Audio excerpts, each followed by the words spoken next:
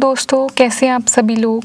दोस्तों, आज की कहानी सुनकर आपके रोंगटे खड़े हो जाएंगे।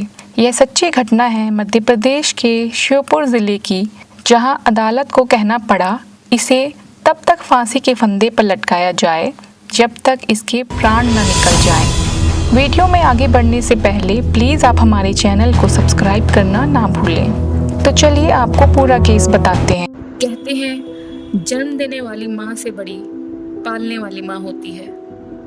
एक ऐसा बच्चा जिसे 3 साल की उम्र में गोद लिया गया था, जिसकी किस्मत एक अनाथालय से निकलकर अफसर बनने तक की थी, लेकिन 21 साल बाद उस बच्चे ने ऐसा क्या कर दिया जो कोर्ट ने फांसी की सज़ा सुनाई।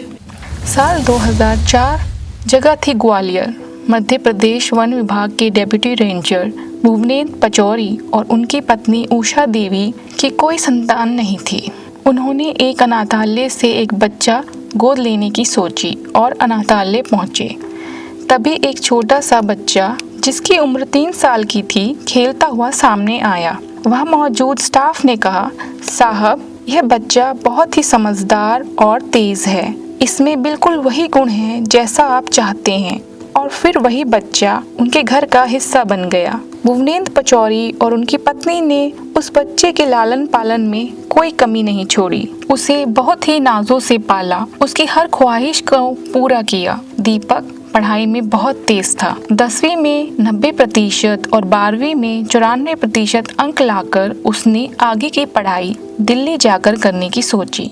उसके माँ बाप ने उसे यूपीएससी की तैयारी करने के लिए मोटिवेट किया और दिल्ली भेज दिया, लेकिन किस्मत को कुछ और ही मंजूर था। 5 मई 2024 को वो अपनी माँ से मिलने घर आया।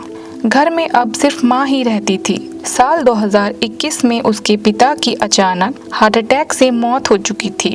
5 मई 2024 को जब वो अपने घर कुछ समय के लिए दिल्ली से वापस आता है, तब वह खाना खाकर आराम करने चला जाता है।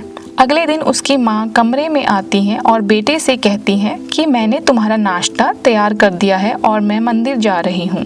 जब दीपक की आंख खुलती है तब घड़ी में 12:30 बज चुके होते हैं। वो देखता है कि माँ अब तक मंदिर से नहीं आई, कहाँ रह गई है। वो पूरे घर में माँ को ढूंढता है, पर बूढ़ी माँ जिनकी उम्र 68 वर्ष हो चुकी थी, उनका कोई पता नहीं चलता।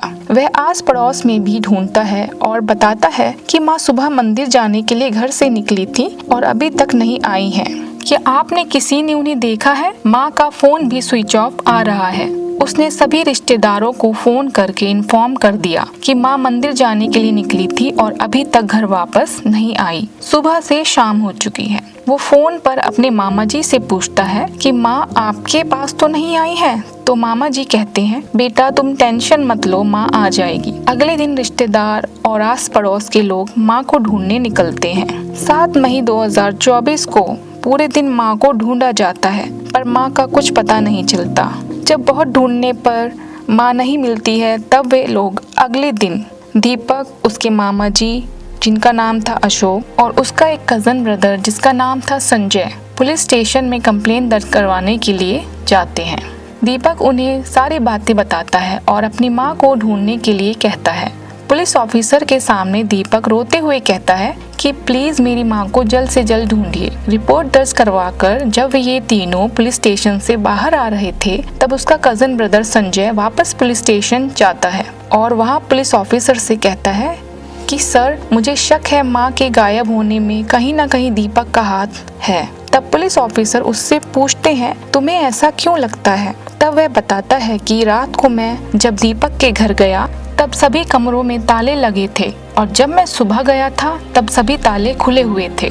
माँ अपना मोबाइल किसी को नहीं देती थी और घर की सभी चाबी भी वो अपने पास ही रखती थी। संजय के शक की बुनियाद पर दीपक पर पुलिस ने नजर रखनी शुरू कर दी। सीसीटीवी फुटेज खंगाली गई, घर की तलाशी ली गई और दीपक को पूछताछ के लिए बुलाया गया। सख्ती से पूछताछ करने पर उसने जो बताया उसे जानकर आपके पैरों तले जमीन निकल जाएगी। वह बताता है कि उसके पिताजी की मौत के बाद उसे 16,85,000 की एफडी की रकम मिलती है। उस रकम का अच्छी जगह इस्तेमाल ना करते हुए वो कुछ रकम अपनी मौज मस्ती में खर्च कर देता है और कुछ रकम शेयर्स में डुबा देता है। इस तरह वो सारे पैसे गंवा देता है। दिल्ली में रहते हुए दीपक को नशे की भी लत लग जाती है और वो आए दिन माँ से पैसे मांगता है। पर एक दिन आता है जब माँ उसे पैसे देने से मना कर देती हैं। कहती हैं, पढ़ाई लिखाई के लिए मैं तुम्हें पैसे दे सकती हूँ, उसके अलावा मैं तुम्हें 1 रुपया नहीं दूंगी। इसकी बात सुनकर वो अपने आपा खो देता है। उसकी माँ के पास 8 लाख के जेवर और 2 लाख की नकदी होती है, 30 लाख की FD भी होती है। उसने माँ से रिक्वेस्ट की कि माँ कुछ पैसे दे दो।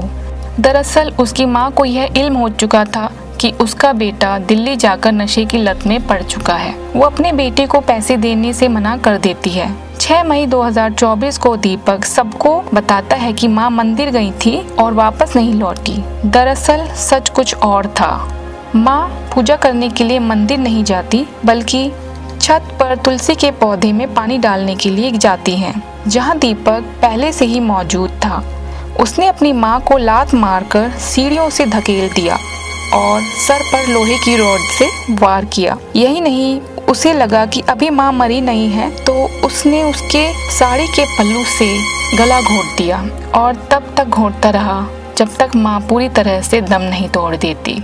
पुलिस दीपक से पूछती है कि फिर माँ की बॉडी कहाँ है, जिस पर वह जवाब देता है कि उसने अपनी माँ को बाथरूम में गाड़ दिया है। अपनी माँ को बाथरूम के फर्श पर रखकर ईंट और सीमेंट से चिन दिया है और सारे खून के धब्बों को वो पानी से धो देता है और मनगढ़ंत कहानी बनाकर सबको सुनाता है कि माँ मंदिर गई थी और वापस नहीं लौटी। सबके सामने रोने की एक्टिंग करता है, किसी को कुछ कहानी बताता है और किसी को कुछ।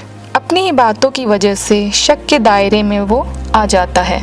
पुलिस दीपक पचौरी के घर पहुंचकर बाथरूम के फ्लोर को जब तुड़वाती है तो वहां से उसकी मां की बॉडी बरामद हो जाती है और लाश को पोस्टमार्टम के लिए भेज देती है। पुलिस उस रॉड को भी अपने कब्जे में लेती है जिससे दीपक ने अपनी मां के सर पर वार किया था। पुलिस 302 के तहत मर्डर का मामला दर्ज कर लेती है और केस कोर्ट में पहुंच जाता है। 23 जुलाई 2025 को अदालत के विशेष न्यायाधीश LD सोलंकी सभी धर्मों का हवाला देते हुए कहते हैं, सभी धर्मों में माँ को बहुत बड़ा दर्जा दिया गया है।